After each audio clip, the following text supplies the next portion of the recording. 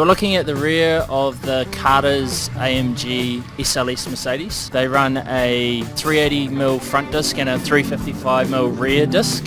We've spec'd this disc on the rear with the endless E slot because it increases the bite, and so it helps to bring the balance back. The more that you can get the rear on these cars to do, then the longer that the brake pads will live, and that helps the life of the fronts.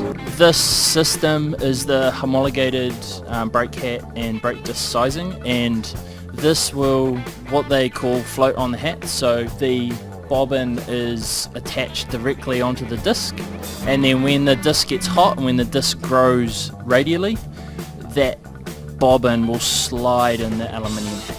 It's heat treated, and then when you run a brand new disc you need to heat cycle it slowly. So essentially you need to run in your disc just like you run in your brake pads, and that's so that you don't heat shock the disc.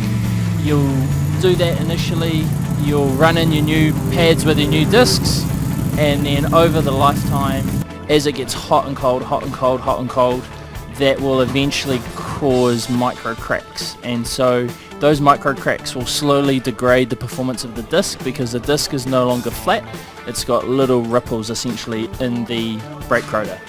There's varying levels of cracking or crazing that is acceptable.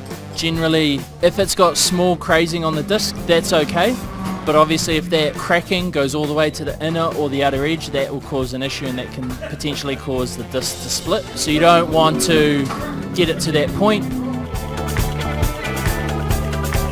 So on the front of the AMG here, we've spec'd a 12 slot disc. So we could have gone more aggressive on the slotting, but more aggressive on the slotting means it will wear the pad quicker. So you can have a good compound and disc combination to then tune the actual performance of the disc.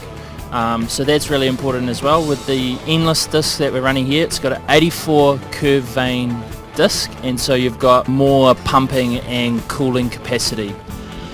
Somewhere like Ruapuna at round 2, it's very, very hard on brakes, so you'd run all new brake hardware at that event, and then potentially an event like this where it's not as hard on brakes, you may use some of your ex-race but still good condition discs.